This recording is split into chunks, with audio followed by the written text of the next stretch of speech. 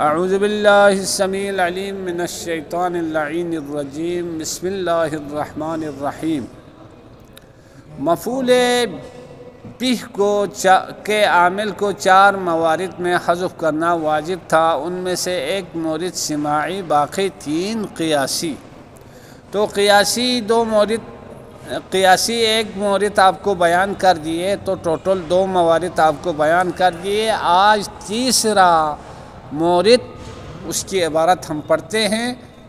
الثالث ما اجمر عامله على شريطة التفسير وهو كل اسم بعده فعل أو شبهه يشتغل ذلك الفعل عن ذلك الاسم بضميره أو متعلقه، بحيث لو سلط عليه هو أو مناسبه لنصبه، نحو زيدا ضربته، فإن زيدا منصوب بفعل محذوف ومضمر، وهو ضربت يفسره الفعل المذكور بعده وهو ضربته، ولهذا الباب فروع كثيرة۔ المنادى الرابع المنادى، وهو اسم مدعو بحرف النداء لفظا، نحو يا عبد الله أي أدعو عبد الله، وحرف النداء قائم مقام أدعو، وحروف النداء 5 يا وعيا وحيا وعي والهمزة المفتوحة، وقد يحذف حرف النداء لفظا، نحو يوسف أعرض عن هذا۔ ادھر تک دیکھ لیجئے گا۔ ابھی میں نے آپ کی خدمت میں عرض کر دیا کہ مفعول بہ کے عامل کو 4 موارد میں حذف کرنا واجب ہے، ان میں سے پہلا مورد سماعی، باقی 3 قیاسی۔ تو 4 میں سے ایک قیاسی اور ایک سماعی کو کل بیان کر دیا، تو 2 ہو گئے۔ آج تیسرے مورد کو بیان کر رہے ہیں۔ تیسرا مورد ما اضمر عامل، وہ چیز جس کے عامل کو مقدر رکھا جاتا ہے، جس کے عامل کو ضمیر میں رکھا جاتا ہے، وہ چیز ہے، یعنی وہ مفعول بہ ہے جس کے عامل کو مقدر رکھا جاتا ہے۔ سمجھ میں آئی بات؟ چوتھے نمبر پہ وہ مفعول بہ جس کے عامل کو مقدر رکھا جاتا ہے، اس کو ما اضمر عاملہ کہتے ہیں۔ اچھا، کس شرط پر مقدر رکھا جاتا ہے؟ علی شریطۃ التفسیر، کوئی اور فعل اس سے فعل مقدر کی تفسیر کرنے کی شرط پر، یعنی کوئی مفسر آ جائیں، وہ مفسر اس کی تفسیر کریں، وہ فعل محذوف یعنی مفسر۔ اچھا دیکھو، اضمرہ فعل مجہول، عامل مضاف مضاف الیہ، یہ اضمرہ کے لیے نائب فاعل ہے۔ اضمرہ کون سا صیغہ ہے؟ صیغہ مفرد مذکر غائب، فعل ماضی مجہول باب افعال۔ اچھا، پھر یہ اضمرہ اپنے نائب فاعل اور علی متعلق سے مل کر ما کے لیے صلہ موصول مل کر الثالث مبتدا کی خبر بن گئی۔ اچھا ہاں جی، آپ نے کہا ما اضمر عاملہ علی شریطۃ التفسیر، تیسرا مورد وہ ہے یا تیسرے نمبر پہ وہ چیز ہے جس کے عامل کو مقدر رکھا گیا ہو تفسیر کرنے کی شرط پر۔ تو یہ ما اضمر عاملہ کیا چیز ہے، کیا تعریف ہے، اس کی ڈیفینیشن کیا ہے؟ تو فرماتے ہیں وَهُوَ كُلُّ اسم، یہ ما اضمر عاملہ ہر وہ اسم ہے بعدہ فعل او شبہ، ہر وہ اسم ہے جس کے بعد ایک ایسا فعل یا ایک ایسا شبہ فعل ہو، یشتغل ذلک الفعل، جس فعل نے روگردانی کی ہو، عن ذلک الاسم، اس اسم مقدم سے، یعنی فعل اپنے سے پہلے والے اسم سے کیا کرے؟ روگردانی کرے۔ یشتغل ذلک الفعل، وہ فعل روگردانی کرے، وہ فعل اعراض کرے، وہ فعل منہ موڑ لیں، کس سے؟ عن ذلک الاسم، اس اسم مقدم سے۔ کیوں؟ بضمیرہ، فعل کے عمل کرنے کی وجہ سے کس پر؟ بِضَمِيرِهِ ہی اس اسم مقدم کی طرف لوٹنے والی ضمیر پر عمل کرنے کی وجہ سے فعل نے اس سے روگردانی کی ہے۔ او متعلق ہے، یا کیا ہے؟ اس اسم مقدم کے ساتھ تعلق رکھنے والی چیز پر عمل کرنے کی وجہ سے اسم مقدم سے فعل نے روگردانی کی، بحیث اس حیثیت سے کہ لو سلط علیہ،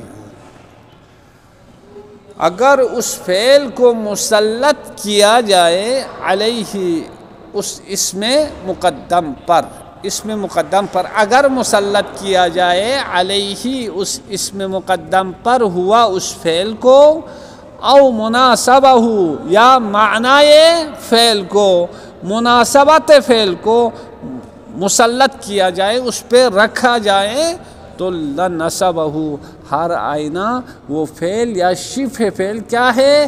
اس اسم مقدم کو نصب دے سکے۔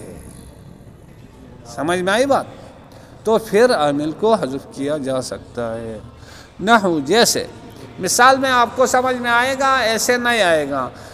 بحیث لو سلط اگر مسلط کیا جائے علیہ کی ضمیر جا رہی ہے کس کی طرف؟ اسم مقدم کی طرف، اسم کی طرف جا رہی ہے، اسم پر مسلط کیا جائے کس کو؟ ہوا فعل کو، او مناسبہ یا شبہ فعل کو، تو لنصبہ ہر صورت میں وہ فعل یا شبہ فعل اس کو نصب دے سکے۔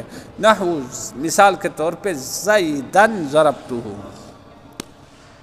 اچھا ادھر ایک بات رہ گئی، سلطہ فعل مجہول ہے، اس کا نائب فاعل کیا ہے؟ ہوا ہے۔ اس کا نائب فاعل کیا ہے؟ ہوا، جو عبارت میں ذکر ہے، اور اس ہوا پہ عطف ہے کیا؟ مناسبہ، یہ عطف ہے۔ عطف معطوف سلطہ کے لیے نائب فاعل فعل یہ بنے گا فعل شرط لہو کے لیے، لنصبہ فعل و فاعل مفعول اس کے لیے جزائے شرط بنے گا۔ اچھا نحو زیدن ضربتہ، میں نے زید کو مارا، اس کو مارا۔ زیدن، اب یہ زیدن کیا ہے؟ اسم مقدم ہے۔ زیدن کیا ہے؟ اسم مقدم ہے۔ اس سے ضربتہ یعنی ضربتہ نے اس کے بعد آنے والے فعل نے روگردانی کی ہے، اعراض کی ہے۔ کیوں؟ اس لیے کہ زید کی طرف لوٹنے والی ضمیر پر اس نے عمل کیا ہے، یعنی ضربتہ نے ہو کو نصب دیا ہے مفعول کی بنا پر جو لوٹ رہی ہے زید کی طرف، لہذا ضمیر پر عمل کرنے کی وجہ سے بعد میں آنے والے ضربتہ نے زید سے اعراض کیا ہے، روگردانی کی ہے، منہ پھیرا ہے۔ اچھا ہاں، تو پھر کیا ہوگا؟ زیدن کا عامل اس نے تو روگردانی کی ہے۔ فَإِنَّ زَيْدًا مَنْصُوبٌ، پس تحقیق کی زید کو نصب دیا گیا ہے کس کے ذریعے؟ بِفَعْلٍ، ایک ایسے فعل کے ذریعے، محذوفٍ جس کو حذف کیا گیا ہے، وہ مضمرٍ جس کو مقدر رکھا گیا ہے، پوشیدہ رکھا گیا ہے، ایک ایسے فعل کے ذریعے اس زیدن کو نصب دیا گیا ہے۔ وَهُوَ ضربتہ، وہ فعل محذوف کیا ہے؟ تو کہتے ہیں وَهُوَ، وہ فعل محذوف، وہ فعل مقدر، وہ فعل مضمر، ضربتہ ضربتہ ہے۔ یفسرہ، جس ضربتہ کی تفسیر کرتا ہے، جس فعل محذوف کی تفسیر کرتا ہے، کیا؟ الفعل المذکور، فعل مذکور، وہ فعل جس کو ذکر کیا جاتا ہے بعدہ، یعنی اس میں مقدم کے بعد، زید کے بعد جس فعل کو ذکر کیا جاتا ہے وہ فعل فعل محذوف کی تفسیر کرتا ہے۔ وَهُوَ ضربتہ، وہ تفسیر کرنے والا فعل کون سا ہے؟ ضربتہ ہے، یعنی ضربتہ کہتا ہے، تفسیر کر کے بتلا دیتا ہے میں تو زید کا عامل نہیں ہوں لالا، میں نے تو زید کی طرف لوٹنے والی ضمیر کو نصب دیا ہے، اس پہ عمل کیا ہے، میں زید پہ عمل نہیں کر سکتا، زید کا عامل تو مجھے جیسا ایک ضربتہ محذوف ہے اس نے زیدن کو نصب دیا ہے، یہ بتاتا ہے۔ سمجھ میں آئی بات؟ مجھ جیسا ایک ضربتو زید سے پہلے محذوف ہے، اس فعل محذوف ضربتو نے زیدن کو نصب دیا ہے اب مفعول کی بنا پر، لہٰذا یہ زیدن ضربتو یہ محذوف کے لیے مفعول بھی ہے، میرا مفعول بھی نہیں ہے۔ اچھا آپ کو میں نے بتا دیا، ہاں کیا منصوبن تو انا کے لیے خبر ہے، باقی محذوف و مضمرن عطف معطوف فعلن کے لیے صفت ہے۔ ہوا کی ضمیر جا رہا ہے یہ فعل محذوف کی طرف، یہ مبتدا ہے، ضربتو اس کی خبر ہے۔ ضربتو کیا ہے؟ موصوف ہے، یفسرہ الفعل المذکور، یہ کیا کہتے ہیں؟ ہاں ٹھیک ہے، وہ ضربتو، ہاں یفسرہ یہ ضربتو کے لیے کیا ہے؟ صفت ہے۔ ضربتو کے لیے یہ صفت ہے یا فعل محذوف کے لیے بھی صفت بن سکتا ہے؟ اچھا یفسرو کا الفعل المذکور صفت موصوف اس کے لیے فاعل ہے، ہو اس کے لیے مفعول بھی ہے، بات ختم۔ ہوا مبتدا ہے، ضربتہ خبر ہے۔ وَلِهَذَا الْبَابِ فُرُوعٌ كَثِيرَةٌ، اس باب کے لیے اور بھی فروع ہیں، صورتیں ہیں جو انشاءاللہ سمجھیا میں آ کے آپ کو وہاں باب اشتغال کے نام سے بیان کریں گے۔ یہ باب اشتغال ہے جس کی ایک صورت آپ کو یہاں بیان کی ہے۔ الرابع المنادى، مفعول بہ کے عامل کو قیاسی طور پہ حذف کرنے کے 3 موارد تھے، ان میں 3 موارد میں سے چوتھا مورد المنادى منادى ہے۔ وہو اسم مدعو، منادى ایک ایسا اسم ہے مدعو جس کو پکارا جاتا ہے بحرف النداء، یہ حرف ندا کے ذریعے لفظاً، درآنے کی وہ حرف ندا لفظاً ہوگا، سمجھ میں آئی بات؟ درآنے کی وہ حرف ندا لفظاً ہوگا۔ نحو جیسے، پس پتہ چل گیا منادہ کسے کہتے ہیں؟ ہر اس اسم کو کہتے ہیں جس کو پکارا جائے حرف ندا کے ذریعے۔ حرف ندا کتنے؟ 5 ہے، یا، ایا، ہا، حیا، ایا اور ای اور حمزہ مفتوحہ آ۔ اچھا نحو جیسے یا عبداللہ، اب دیکھو عبداللہ کیا ہے؟ عبد جو ہے اضافہ ہے کس کی طرف؟ اللہ کی طرف۔ ہاں منادہ جب مضاف ہو تو پھر کیا حکم تھا؟ منصوب ہونا ہے، منصوب ہونا ہے، تو یا حرف ندا ہے۔ اب یہ یا حرف ندا کیا ہے؟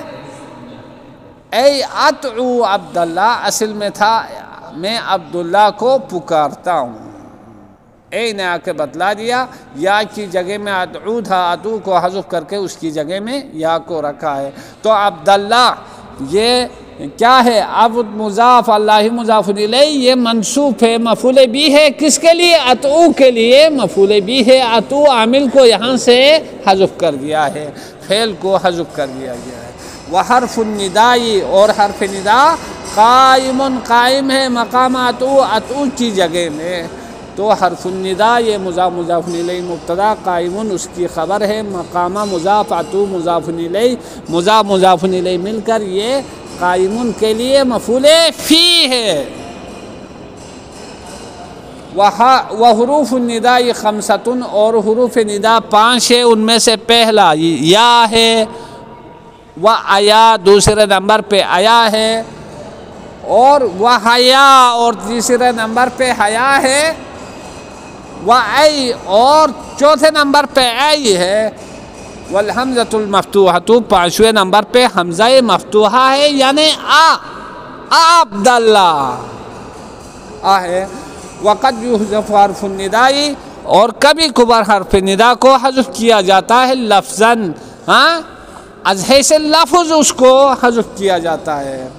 نحو یوسف اعرض عن ھذا، یوسف اعرض منہ پھیر لو عن ھذا، اس سے، یہ جو بانو بتا رہی ہے زلیخا، اس سے باز آ جا، اس سے منہ پھیر لو، اس سے روگردانی کرو۔ اب یہاں کیا ہے؟ یا حرف ندا محذوف ہے۔ مولانا آپ کو کیسے پتہ چل گیا؟ ہاں جی اس طرح پتہ چل گیا، یوسف کو اگر مبتدا ہم قرار دے دیں تو پھر اس صورت میں کیا بنے گا؟ اعرض کا خبر واقع ہونا لازم ہے، یعنی عارض اس کے لیے خبر قرار دیں گے۔ جب عارض کو خبر قرار دیں گے یوسف کے لیے تو کیا لازم آئے گا؟ انشاء کا خبر واقع ہونا لازم آتا ہے، جو کہ صحیح نہیں ہے۔ پس عارض جب یوسف کے لیے خبر نہیں بن سکتا ہے تو اس کا مطلب یہاں کوئی چیز محذوف ہے۔ وہ کیا ہے؟ یا ہے، اصل میں یا یوسف ہے۔ سمجھ میں آئی بات؟ ہاں، یا کو حذف کر دیا گیا ہے۔ وصلی اللہ علی محمد وآلہ